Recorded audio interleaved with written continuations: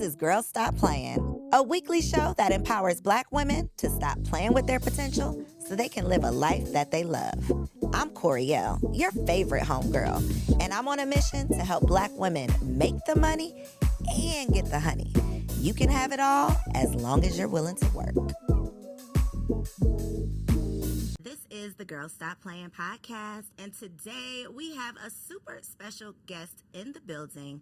As you know, these conversations are all about helping you make the money and get the honey. And today's special guest is definitely a woman with a wealth of experience. I feel like she's lived several lifetimes, and we are about to get all up in her business. We got my girl Trina Small in the building. Hey, thanks for having me. So I tried to look like really quick, and I could not find it to figure out what episode of Confessions of a Workaholic you were on. Way back in the day. Back in the day. One baby ago. One for kid you ago. Yeah. For you, zero kids for me. Yes. No man, no kids, no nothing. Like literally. When I say you've lived several lifetimes, all of us have. You know, obviously because we've started in one place, and the journey has kind of taken us, several different places. But it's been such a joy to just watch you evolve and elevate and try all the new things and blossom into this amazing, beautiful woman that sits before us. Oh, thank you. You're so kind. Thank you. And you too. Like you said, no kids. You was out here. Girl. The Single Wives Club, and now whole new life. You in it to win it, honey. In it, trying to win it. Okay, trying to win it. You win it. So, who is Trina today? Like this version of Trina. Introduce us to her. Oh, this Trina is free. Ooh. This Trina is happy. This Trina is empowered. This Trina is so strong, stronger than she ever thought she would be. I like this Trina. Come on, this Trina. I mean, it took a minute to get here, but I love it here. Okay. So I really do. So that's this Trina right now. This Trina is smart. This Trina is confident. Just so many things that I had to really pull in, and it just really showed me who I really was. And I was like, okay, she dope. Life has a way of like showing you what you're made of. Right. Like you thought it was this, but usually you surprise yourself by what you can get through without literally like breaking. Exactly. So the Trina, and y'all I'm gonna find it and link it down below so that y'all can go listen to that episode of Confessions of Workaholic. But back then, I'm thinking that you were like full-time blogging, mom of one, right? Married, mom of one, full-time blogging.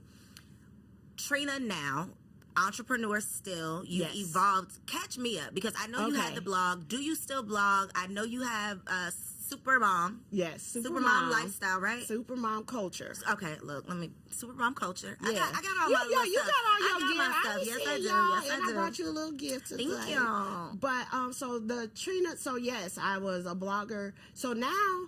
The blog, I'm trying to dust it off, but nobody. It's coming back though, right? It's coming back. So I'm gonna blow the dust off of it. I'm gonna keep that going. I mean, thank God I still get hits, so we still got traffic. But I still blog. Supermom is like my main thing. That's the Supermom culture community, empowering moms to feel heard and seen. So that, that took off. We ended up on Good Morning America, 3 times, and The View, and, different things like that. So that's like its own train that has taken off, doing that. And then I did a little bit of a pivot outside of the influencer world. I'm actually doing like some consulting now, too. Okay. So taking the skills you've honed yourself and the things you were doing for yourself and your business, and now you're able to leverage that for other people. Right. And again, just kind of getting back into like learning more about me. Like, I do have a marketing degree, so I'm actually using my degree now. So, that's great. That's the thing. Which is, it goes hand in hand with digital marketing. So I'm doing the marketing thing. And then I'm in a good space where I've been an influencer and an entrepreneur. So that's just like, I know all the sides. Yep. It's like, what am I doing? So, of course, I know a lot of people like you and other amazing entrepreneurs. And then people just call me like, Trina, can you help me do X, Y, Z? Do you know how to do this? And I'm like, yeah, I did that. And they be like, help me. So that's kind of how it started. The power of proximity and the power of your people. Your people. That, to me, I mean, and I feel like I've learned it the hard way because I always talk about, I played myself in college. I did not have any internships. I did not do the things that would really intentionally build your professional network. Right. Entrepreneurship, though, taught me that people, like the power of people, a connection is worth more than a check sometimes. You know, it's worth more than a coin, really having a connection with somebody, because that could lead to several coins and several opportunities and things that you don't even see for yourself. Yeah. I get, you know, all the time, I'll just get random emails on so-and-so referred you, you know, and I don't even have to be there. You know how, and I've never pitched. All the stuff that I've done, I have never pitched. Because people will see what you do, and they're like, well, give me your pitch template. And it's like, baby, this is me and God out here. God is putting me in position and putting the people around me to lift me up and open the doors. I always say, like, our blessings come from God, but they come through people. And so the fact that you're not out applying for jobs, you're not pitching yourself for opportunities. People are speaking your names in rooms that you are not in. And it's based on your reputation and the work that you've done. That's very important. How have you been able to maintain your reputation? I guess share like some tips for longevity, because you're not necessarily doing the same thing, but you are still in your own lane. You've still been able to evolve. You are still relevant. You still have these strong relationships. So what, I guess, advice or wisdom could you offer for someone who wants to be there? I think the main thing is rock with the people that rock with you. I say this all the time. I think, you know, supporting other people, even when you're at I don't even want to say a downtime, but when you're like kind of like not plateau, but like you're just kind of resting until, you know, the next thing. Pour into other people. Listen, you know, share, whatever. And I think that's what a lot of people are lacking. Everybody's so worried about them.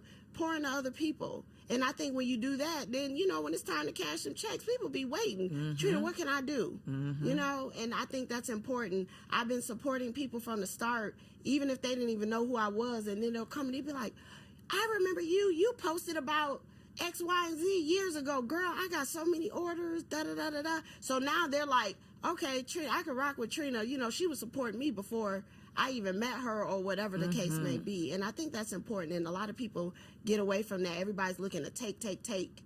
You got to give. You got to make a deposit. It has to be reciprocal. You got to make a deposit before you make a withdrawal. And I think it's just so, like, obvious. Like, you can feel it when somebody is not...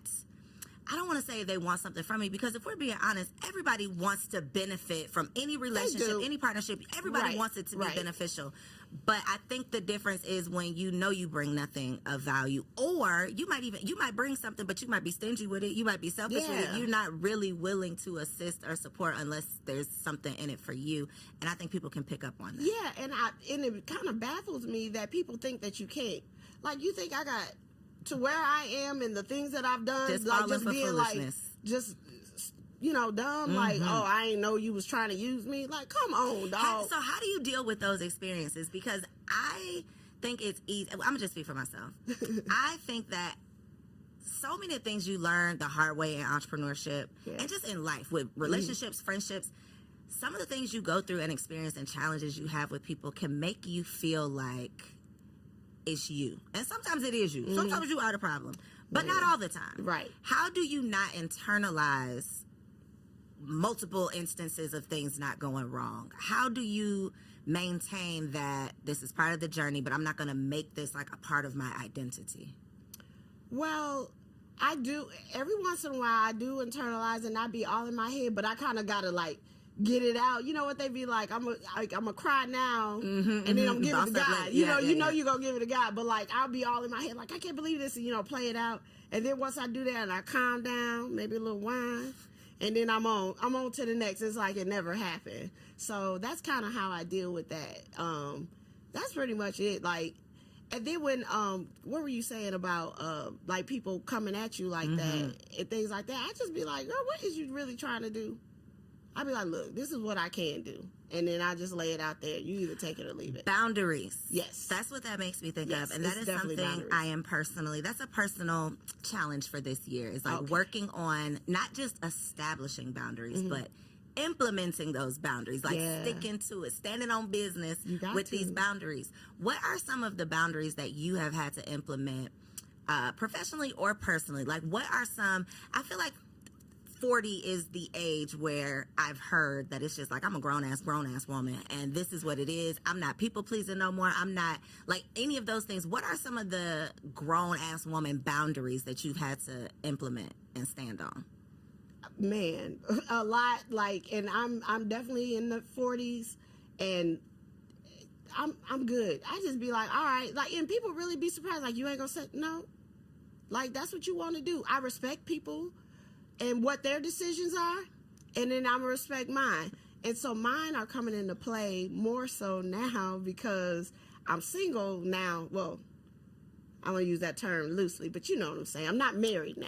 Say that. I'm not married right now. So with that being said, girl, the way I be like, bloop, bloop, bloop, bloop, red flag, bloop, like I just be next. Like a video you know game. What I mean? Out, next. You got to go. Like, I can't go play with somebody else. Like, okay, that's what you want to do. Okay.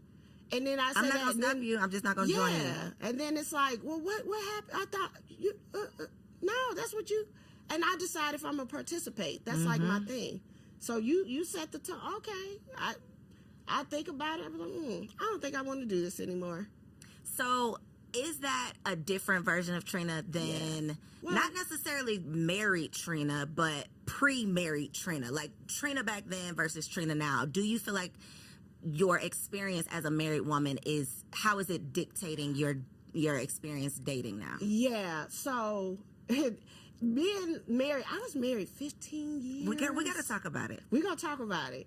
You give all the tea because I don't really talk about it too much. We can learn from it though, not just to be nosy, but we really do. Yeah. And I'm working on something where I could talk about it more. But I think married Trina, because after such a long relationship and 2 kids, what makes you think that I just met you and I'm going to deal with your stuff when if I would do that, I could have stayed where I was. You know what I'm saying? Like, it just don't make sense. The math ain't math. So it don't matter. Right. You do the equation. So if you think I'm going to deal with your foolishness, nah, it ain't happening. And I'm okay with that. I said, hey, this is what I say. I done served my time and I got a t-shirt. I'm good. If I have to ride this thing. Okay. I want to peel back the layers because I just started my blog, everybodylie.com. Okay, it's all about dispelling these myths that we've been taught. So some of the myths, you go to school, you get the good grades, you get the good job, and then you live the good life. Complete bullshit, right? Right. You have to have kids by a certain time because your eggs are drying up and no men are going to want you. Complete bullshit. Yep. One of the other myths or lies, though, is that getting the husband is the hard part. Like, girl, if you could just get the husband. That's easy. But managing the marriage is never mentioned. And as a married woman that's trying to figure this thing out, I realized all of it was a lie. Yeah, all of it. So I want to know your experience on this side. So you got married. I'm 1,000% sure you did not enter a marriage with an intent to end the marriage. Yes. So when did it, or what were like the moments where you realized, okay, wait a minute, this is not what I thought I was signing up for. This is not what I expected this to be. Like, what did that look like for you? Whew, girl. So that was a journey. Again, I really, like most, I would say black people in general, men and women, we don't have a lot of examples, which is number one. So we're kind of doing it. We got pure hearts and great intentions, and we really try our best. Like you said, we're listening to all this. Marriage is hard work. You could do it. But sometimes that hard start looking crazy, and you'll be like, okay, I get hard, but like this though, like, I don't know about that. And I think that's where it was like I was coming to a crossroads. Like, okay, some stuff, and then the myth about not talking to other people, like keep people out your business. But it wasn't really until I talked to my friends. Like, I got some great girlfriends since I was 15 years old, talking to them, and they God first and they married, like they are the pinnacle, like they go strictly by the Bible. So I confide in them on some things, and they'd be like, Trina, I don't know about that. And then it was like, until then I was thinking like, this is the hard, this is like normal. I'm just supposed to thug it out, you know what I mean? So when I realized that, I was like, wait a minute, okay, so did that, we did the counseling, like you said, I did not get married for 15 years now I thought I was going to ride this thing out to the sunset. You know what I'm saying? Like, nobody wants to do that and then get divorced in my 40s. And they have this on your record. Right, right. And then get divorced in my 40s and be out here in this dating pool? No, ma'am. That was not my plan at all. So how bad was so bad that you decided the other side is worth it? When I had to decide between Trina and Mr. Nameless. Yes, and somebody else. Like, I would have had to put somebody else ahead of me. And then I would have had, it wouldn't be the same Trina. It would be a whole nother Trina. It would be a shell of a Trina. And that's when it kind of broke my heart. Like, I don't want to let Trina go. Like, I like Trina. Like, she's dope. Like, it's me or you. Yeah, it's me or you. That's literally what I feel like it comes down in every relationship, in every situation. Yeah. And we are taught, though, that that's selfish, that's not how you, you're looked, that's not the way that you are, especially not in a relationship, especially not with somebody you love. Right. But at the end of the day, it's like, do I love you more than I love me? Because that can't be how this goes. And I think that is the gray area in marriage where it's like, how do you live up to, especially if you are religious at all, and you have this idea of, you subscribe to what you're supposed to be as a wife and what you're supposed to be willing to endure and put up with and all of the things. What is your advice for married women who are trying to just navigate what's too much? Like, what truly is an investment? What truly is me being down for this commitment and this covenant, and what's like, okay, that's crazy, that's too much? Do you think it's just a personal decision? I think it can be personal, but I think it's really when you assess your partner, if there's things that like just don't sit well in your spirit. What my therapist had said was like character flaws, not just disagreements. I feel like disagreements and stuff, you can figure that out as long as the person is willing. You know, and I think that's what you have to decipher. And it took me a while to get there to decipher certain things that was like, okay, like, you like doing that. This is who you are. Yeah, this is who you are. And I think once you got to believe it when they show you who they are. Even in the marriage, you be like, what? You know what I mean? Oh, Trina, that puts me back. Like, I remember that feeling in dating relationships where it's like, okay, you know, like, you cross the line and I can't go back. You know, like, you've done that thing and now I know that this cannot be what I thought it was going to be. I cannot imagine having that feeling with my husband. Yeah. It's like, you know, if I'm ready to jump in front of a bullet and then I'm over here for something else and I'm like, wait a minute, like, I'm ready to put my life on the line and you can't do this, like, this little thing right here. Okay. All right. Okay. You know, you start, like, assessing stuff. You know, I mean, I'm not going to go into detail and, like, I'm not trying to bash anybody. But, you know, I just think, you know, sometimes you could definitely grow apart in your relationship. Again, I was married 15 years, and my ex was significantly older than me. How much older? Like, the number of years? 15. So how or did that impact, not necessarily the relationship ending, but just the dynamics of the relationship in general? I definitely think it depends on the person, but what I found is sometimes people want you to either stay that young version of you, because I met them in my 20s. And again, 15 20 years, Trina, 20-year-old Trina, that was different. Right, 20-something-year-old Trina. That's a whole different podcast. But anyway, so sometimes they want you to stay in that, you know, younger, impressionable, but I wasn't that impressionable. I'm from Chicago too, so you know what I'm saying? I ain't that impressionable. But you grow up. You know, I went all through my 30s and stuff, so, you know, went through all that, and then, you know, you turn around, especially after having kids, and you like, you know, you're a different person. And some people, they want to go back to, you know, some people want you to stay where you are. And some people, when you grow up, they don't like that. What do you think was the biggest disconnect as far as the dynamics of your relationship? I think entrepreneurship is a very that's a transition where what it literally requires of you to be a successful entrepreneur, it ain't what it required to be an employee. It ain't what it required in any other position. Like, what it calls of you. it's a totally different version of you. Yes. And the same with motherhood. The Right. version of you that is required as a mother, completely different from who you were able to be as a single, or not a single woman, but as a childless woman. Yes. Which of those versions do you feel like caused the biggest stress in the relationship?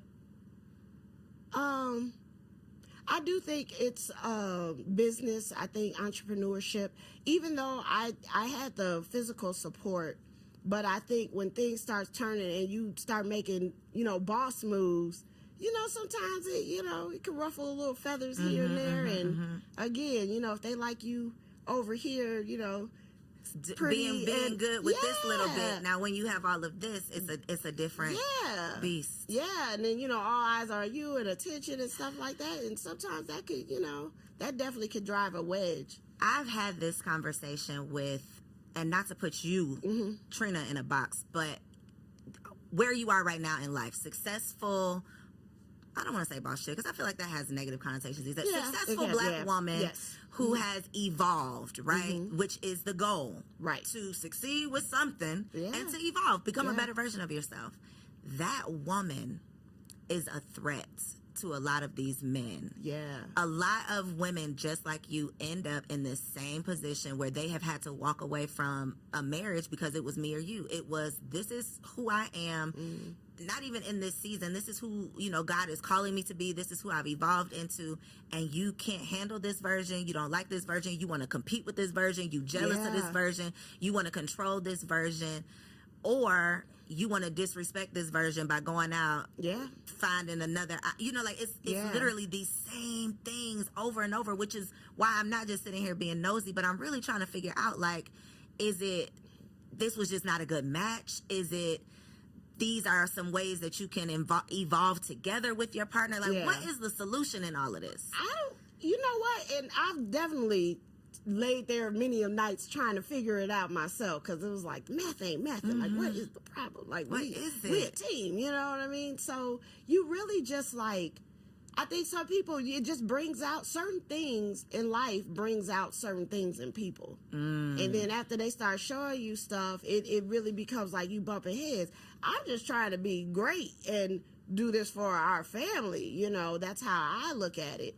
And not to say that at the time that he wasn't happy or anything like that for me. I'm not saying that. But I do think certain things come up where it's like, the wife role. It's like, but you're still my wife or whatever. And it's like, but I'm grinding right now. Like, we got this. Like, it's so was that a challenge? Okay, so being 1,000% honest, and only you know this answer, right? Yes, it was a challenge for him, obviously, because he saw you as this. I want my wife doing this, and you didn't do X, Y, Z. Where was you at? Was it a challenge for you personally to not necessarily balance, but stand in both roles as the entrepreneur who, as we know, you got to do whatever the business requires of you today. You don't even know what that's going to be, but you got to be willing to do it. Was it hard for you to balance that role and responsibility with being the wife and being the mom and maintaining the house and doing whatever you even felt like you were supposed to do? Yeah, I did a lot. So when everything started popping, like the Good Morning Americas, moving into the warehouse, getting thousands of orders out, I still was trying to, I had got food prep to make sure that they had food. Like, I still was doing that stuff and, still managing our house because I didn't want us to miss a beat. Cleaning people coming. Like, I just had everything set up.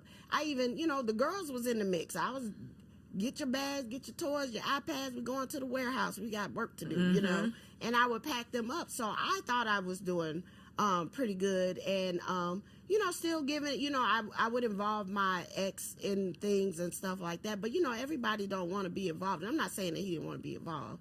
But I'm just, it happens to a lot of people. Like, we think we started family business. We want the family to come. All the family don't want to come.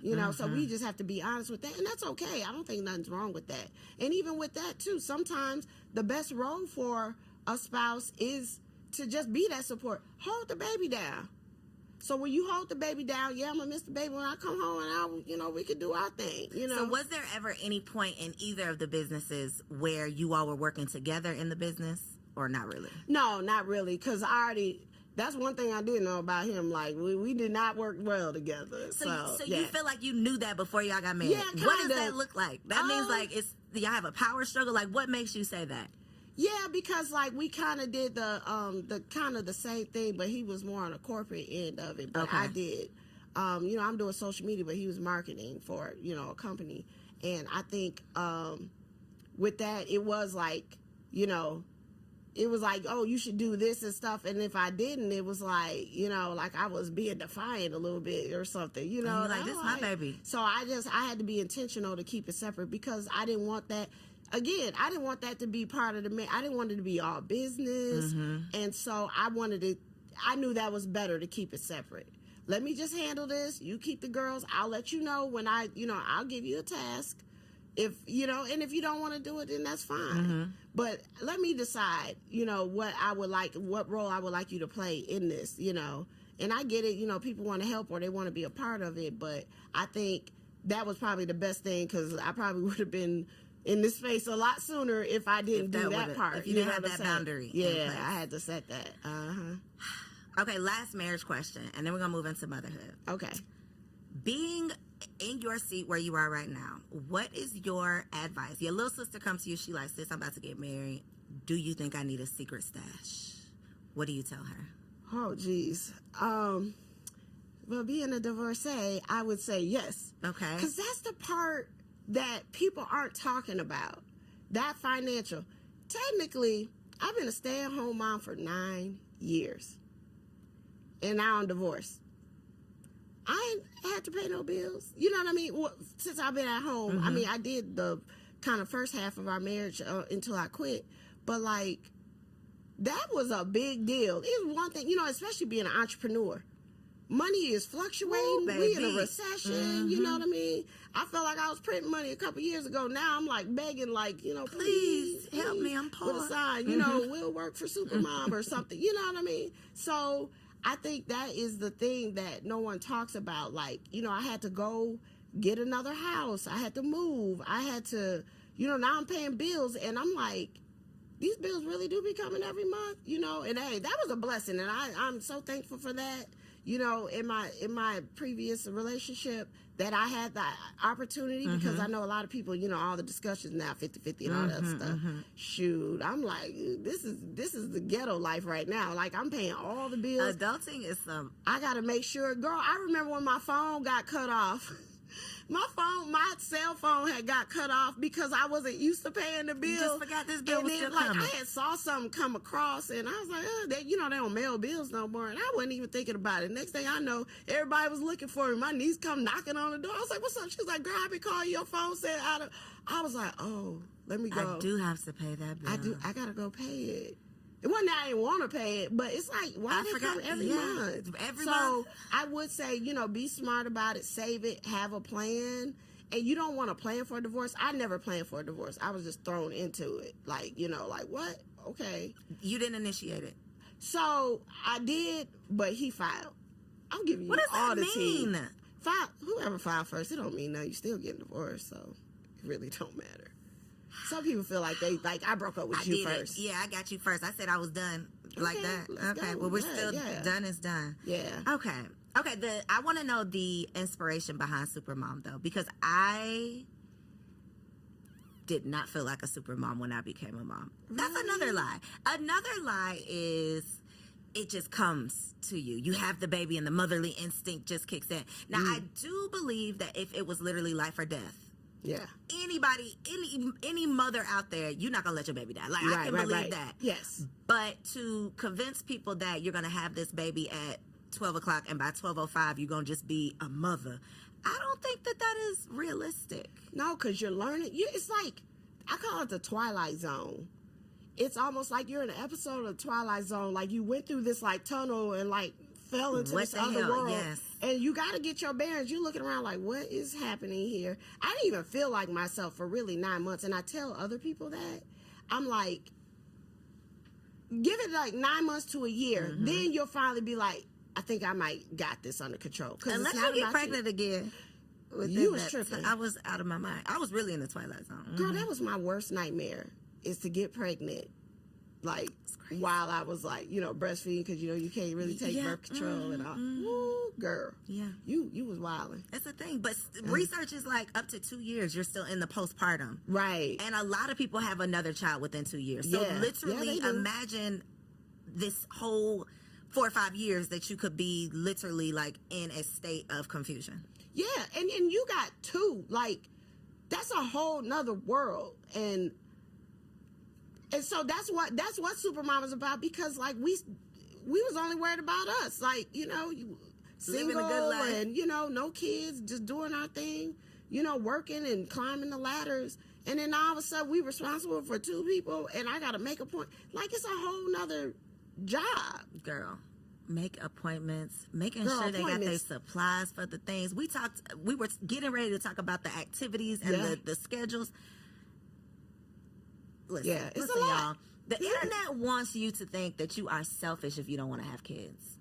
I am here to tell you that you are actually selfish if you have kids and you are not prepared for this. And you're not prepared for it, because you like give up your whole life really for like the first 5 years at least. And then they go play sports, and then you give up the rest of your life for the rest of your life. Girl, my daughter played softball, and it was 100 degrees outside, and I was out there. I was so unprepared for the first game, sweating, and didn't have enough water. We done ran out of water in the first 15 minutes. It was just too much. So the next time I come with a whole wagon, it was stocked up, coolers, ice, jugs, and all that type of stuff. But you have to learn. Like, we just figure it out. And that's the Supermom in us. Like, we figure it out. It's not about being perfect.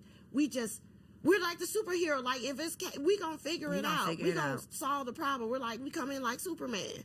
And we be like, wait, what's going on? Okay, we gotta get this done. We gotta get that done. And we do it. We do it. We make magically done. It's magically done. We know it's almost like magic. It's magic to everybody else. Everybody else that but just except for appeared. us, we know we was up, all overnight. Girl, I be pumping balloons for birthdays in the middle of the night. I set my alarm for 3, so when they come out in the morning, they got balloons. Yeah, and we be doing the most. It's like the secret life of moms, like the hidden. I put on Threads a couple weeks ago, like, there needs to be like an Olympic mom, like changing a baby diaper, getting the babies ready for school. Yeah. The way that I'm sweating by the time I get my body into the car in the morning, like packing the lunches, getting the kids ready, putting the hats on, picking up doing all of the things. I'm literally dripping sweat. No, for real. We deserve like an award, a celebration, some acknowledgement, something. So the fact that you've literally created this brand so that we could celebrate ourselves. Yeah. Even if it's just like, I get to wear this as a badge, right? Yeah, I get to wear this as a badge of honor. Yeah. People tell me all the time, they be like, Trina, I had a rough day, and I took my coat off, and I had my Supermom on. How can you be mad and you look in the mirror and you say Supermom? And you like, you right. You're right. It's an affirmation. Yeah. You wake up and you say it's Supermom. And then a crazy thing I was just talking about this morning, after I dropped my youngest, my 8-year-old, off to carpool. We go through a lot in the morning. We like, have how 5 people days. be like, oh, get up, pray, meditate. I want to so bad. But, it would require me to get up at like 5 in the morning, which is okay. I'm working on it. I'm working on it. But like, once you hit the ground, or don't let a kid get up before you.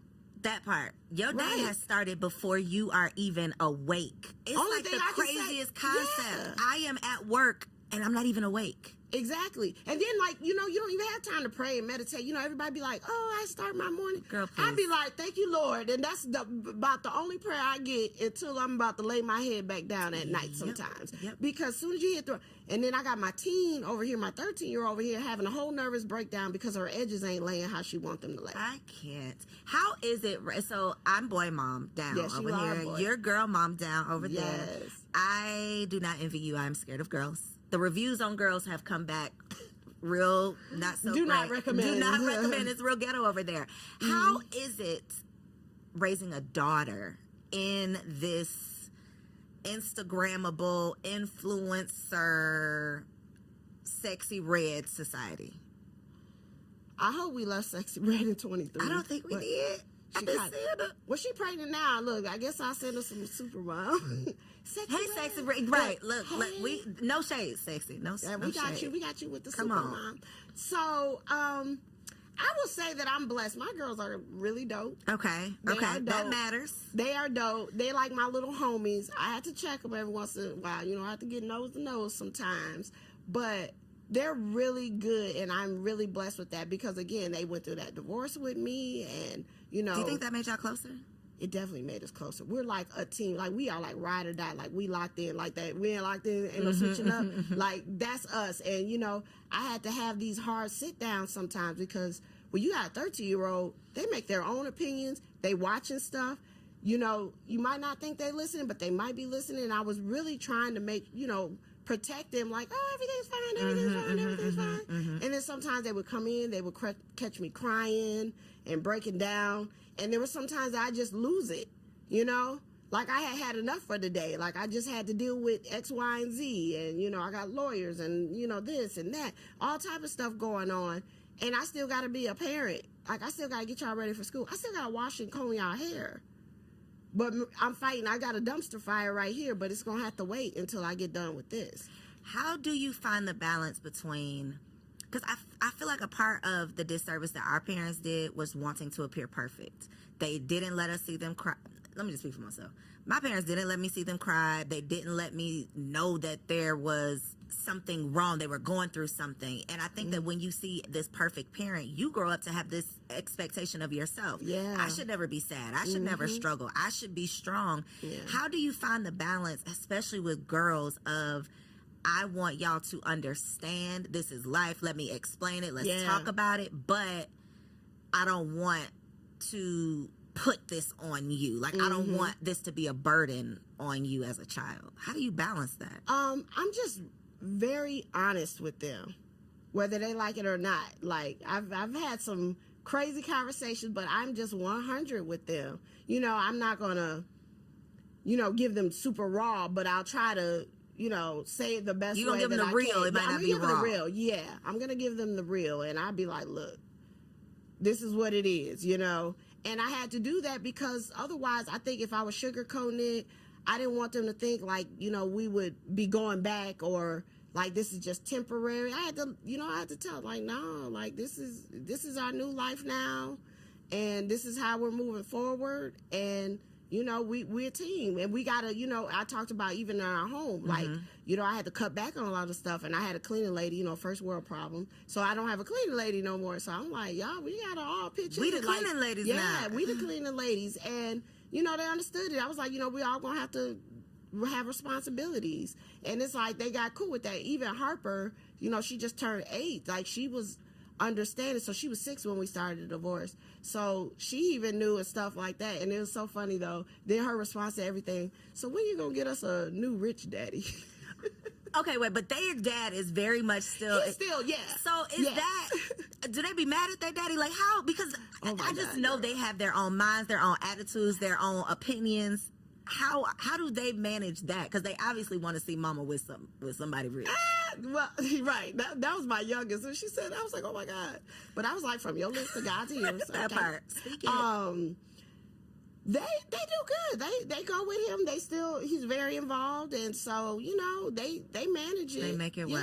Yeah. I don't think they're mad at anybody. I think, you know, they know it's different now, but, you know, I think they see it coming together. We're still new in this. We're just a little over a year into the divorce, so they're doing great. You know, they go with them, they thug Kids it are out. more resilient than we give them credit for. That part. We be the ones that be taking all this stuff. And, you know, at first it was really, you know, them crying and me crying. It was a lot. But now we're at this place where they be like, oh, okay. Like my oldest, she'll write in her calendar, this is when we go with, you know, she be planning. She'd be like, oh, this your weekend? Okay, I want to go to Avalon. I'm going here. Can we go to Main Event? Like, she be making all her plans. Kids be benefiting from these two separate households. I mean, now let me not say it like that.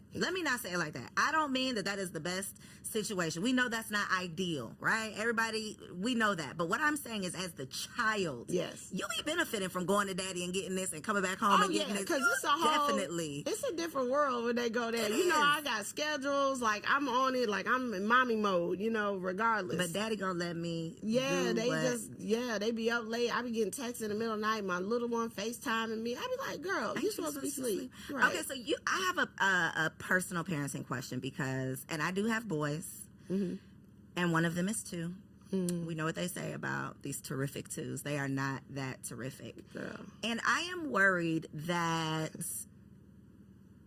it's not just a 2-year-old thing. I'm worried that, is this him? So when you say I'm blessed, my girls are just really great, were they always just really great, or did they become really great? No. Give me some hope. My second one came out gang banging, like what? Like, you know, GD's and came through the door. Yeah. So she was very much like that, and like, you know, running, tearing up stuff. Like, would just embarrassing sit there. You in public? Like, I would be like, hand me the remote, and she go to hand it to me, and then throw it over my head. Like, she was on one. And then it just switched one day. And did you beat her? What did you do, Trina? What did you do? I did not Tell us beat the truth. my Because kids. people never talk about when your kid is bad. What do you do? When your kid's embarrassing, what do you do? I don't want a kid to get beat now, because I would beat like a Hebrew slave. But it was different generation. I know, but at the same time, I think sometimes every once in a while you might have to get that little tappity tap. But I'm not I try to stay away from the parenting stuff. But listen, sometimes that might be what they understand. That might be what they understand. And I'm not saying like it has to be ongoing, but sometimes you got to give them a little shock value, because life ain't gonna be go sit in the corner. Life gonna knock you down. It's gonna tear you up, or you gonna be in jail behind bars and telling somebody something, you know, in another 10 years. So sometimes you gotta show them that this is the bad side, you know, and you gotta know your kid. If you tell them multiple times that you can't get them to stop doing something, you might have to take another approach. For my oldest, timeouts worked great for her. That she was just devastated if you told her that she had to stay over there for a while with nothing. You know, I mean, of course, what worked with the little one? The little one, no, her daddy. I would be like, well, I'm leaving, and just don't tell me nothing, you know. So she got a couple taps here and there, you know. But she got my dad. I mean, not my daddy. His daddy gonna have to just rip him up once. Yeah, you might have to, like, you know. And like I said, I get nose to nose, and they be like, that's the worst thing ever for them. I'm like, I don't even do nothing, but I can. I just want you to know that I can. That I can, you know. And I tell them stories. I be like, oh, your mom used to be get with them now. Don't blame me. Yeah. Because it's and you know, I'm trying to subscribe to this, not gentle parenting. I'm trying to subscribe to intentional parenting. I just want to think before I do things. I don't want to be reacting to you. I want to just be emotionally intelligent, still in my parent role. That's the type of parent I'm trying to be. Yeah. But when I'm in public, my pride, you know, it's just like you got to embarrass me in front of these people. Because you are judging all them other moms. Like, why is that kid hollering? You know, you'll be quick. Single, childless women are quick to, you need to get him. You need to, baby. But when it's your him, when he is yours, it's like a totally different. Let me tell you what I used to do. I used to step over her in the store. Fall out if you want to. Good luck. Girl, bye. And I just take the cart. I might pause it on the end and like try to look, but I be gone. And then next thing you know, when she saw nobody coming and she just laying there like this, it was like, all right, I'm gonna go ahead and get up. Like the dramatics are over. Nobody's here to see me. She got her tail up and acting like she had some sense. Okay, so all of this. So just keep trying it all. Yeah, just try it all. I think you just got to navigate and really learn your child and what works, because no two kids are the same too, you know. So like my other one, a wooden spoon, you know, like they got the spanking stick. I definitely have those wooden spoons. Yeah, you gotta, you know, like you want to tap? No, okay. Because that's the result of doing X, Y, and Z. Yeah, and I need you to see. Yeah, not to play with me. And then I think it's certain. I think because, like, I mean, I got whoopings for playing. You know, I think we have to discern like what's the part like where they just playing and didn't know, and then like you said, being intentional. Like, okay, I'm mad. Like especially when they write on the wall, they think they done made some art. Mm-hmm. And it's being able to not be the child. That's what parenting is. It's growing up. It's you not behaving like a child. Yeah, you really raising yourself as you're trying to raise these kids. So my last question, because another part of the reason that I'm scared of girls is because of my mommy issues, because of the relationship I have with my mother. Okay. Yeah. And it just is repeated relationships of like our lineage of women and daughters. That's just what it is. Really? Okay. Yes. I'm awful. Sorry. in my research, I'm realizing this isn't that uncommon. And I'm learning that too. It's a thing. Because me and my mom was like this. So like, this is what I wanted to ask you. What are you either repeating or moving away from as far as how you were raised? Like, what are some of the things? Because I think a lot of us, when we are not evolved or matured or trying to be intentional, we end up just repeating what was done to us because that's what's normal. That's our example of how you do things. Can you identify any of the things that you're like, I'm intentionally doing this different? So what I'm intentionally doing is being 100 honest. So they know, like, my mom tell me something, it's good as gold. You know, I want them to know I got their back. I always tell them, I said, if somebody's running late, trust me, if I'm not there, I'm looking for you or somebody's coming for you that you know. And I tell them that all the time, you can rest on that. Because that was one of the things, you know, back in the day, with, you know, no phones and stuff. My mom was working like second shift and stuff. Sometimes people didn't show up to pick me up that said they would. There was no cell phones and, you know, your alarms going off during the day to remind you. If they didn't look at the clock, they just kept going. And I would be at the school with the janitors. You know what I'm saying? Because back then, us used to just bounce. And I'd be at the playground. So that's something that, you know, I tell them. I'm honest. I try to keep the communication. So, like, me and my oldest, like, we kiki with the drama and stuff like that. Like, she'd be like, girl. I'd be like, bruh. Like, I'm your mom, but, you know, I let her slide, you know. How so do she'd be you like, find the balance in that, though, too? Because how do you be friendly with your child, but still be able to... Yeah, but don't play with me. I probably let her slide way more than a lot of people would, but I think that's more of my personality, because she'll send me a text and she'll start out, sis. But that works for y'all.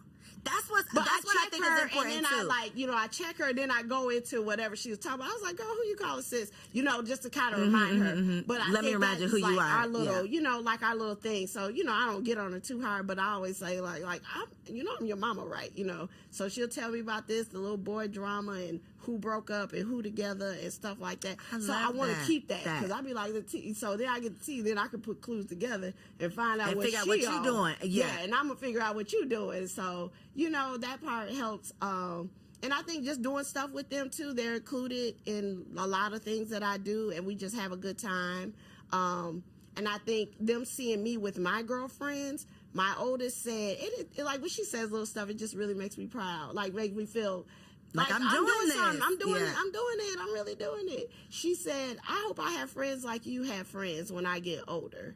Because she knows, like, and my friends, we all had kids around the same time. So now she has, like, these play cousins. Friends. Yeah. And so they be so excited when I say I'm going to so-and-so's house or so-and-so house. So they get to kick it, like, all the time.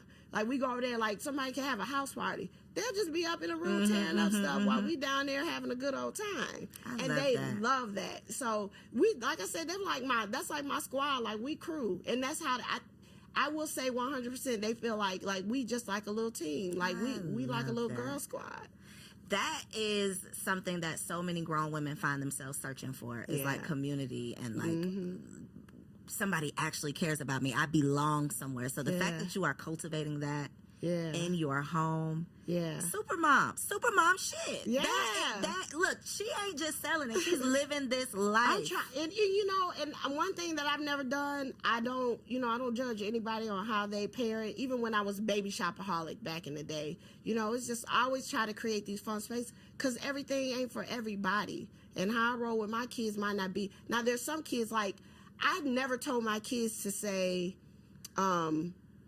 auntie or TT or Mr. and Mrs. And so sometimes we'll get around people and they'd be like, it's Mr. John or whatever. And then I have to check them, because then they're like acting like my kids are rude. I was like, hold up. We don't do that. We don't do that. And now, and I'm like, you know what? I started saying, like, you know, so now they do it. They do say Mr., you know, they'll say Mr. Koereyelle or Mrs. Koereyelle, and, you know, stuff like that. So they will do that now. You know, that's an up north thing. Side note, because me and my husband have this conversation where he grew up saying yes ma'am, no ma'am, no sir, no. We don't do that, and I think it's because our people ran away from that in the South, and they taught us we don't do that. Yeah, we ain't gotta look. We ain't gotta. We all equal up in here. Yeah. I'm not no ma'am and yes ma'am, and I think that's what it is. So yeah, my kids don't say ma'am and sir and stuff. Now my little one down here in the South now. Yeah. And my little one, she's funny because like she would go to the store, so she know who got all the free cookies, balloons, and stickers, right? So she would go in the Publix and like the free cookie. It'd be a woman. She'd be like, sir, can I please have a free cookie? And so, because I make them ask for things, like, you know, like so they can learn to talk to people. And so she was doing that all the time. So that used to, like, I used to be rolling. I'd be like, she don't understand. She called the woman sir. I was like, oh. Because that's probably the last one she heard. She was like, well, I'm going to just say sir. Say one of them, It's one of them. Like, it's going to be something good. It. You're definitely mom goals. Oh.